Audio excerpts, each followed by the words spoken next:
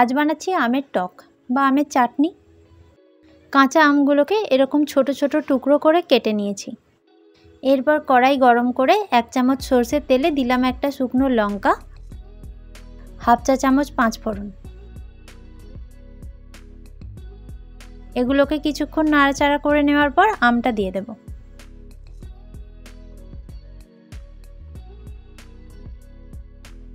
দিচ্ছি স্বাদমতো নুন আর 1/4 টিস্পুন হলুদ গুঁড়ো।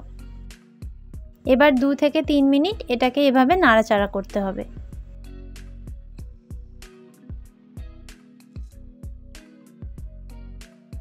দিলাম 1 কাপ মতো জল। ভালোভাবে মিক্স করে এটাকে ঢাকা দিয়ে দেব যতক্ষণ না আমগুলো সেদ্ধ হয়ে আসে। মোটামুটি 5 থেকে 7 মিনিট পরে ঢাকনা খুলে আরও একবার মিক্স করে নিচ্ছি। দেখুন আমটা একদম সেদ্ধ হয়ে এসেছে।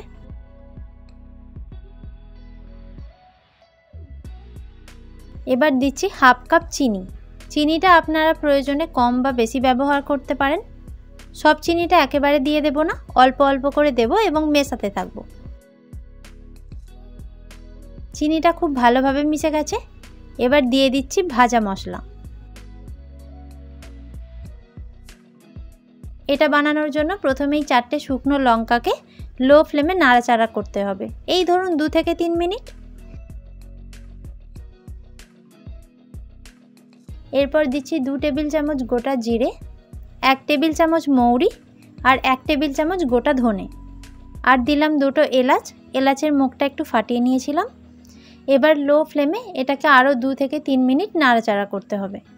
যখন এটা থেকে একটা সুন্দর গন্ধ আসবে এটা তুলে নিন এবং ঠান্ডা করে গড়িয়ে নিন।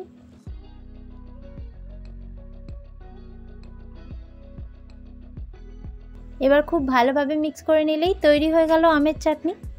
এই মশলাটা ইউজ করার জন্য এর স্বাদটা অনেক গুণ বেড়ে যাবে। আজকের ভিডিওটা যদি ভালো লেগে থাকে অবশ্যই একটা লাইক দিয়ে দেবেন। দেখা হচ্ছে আরেকটা ভিডিওর সাথে। ধন্যবাদ।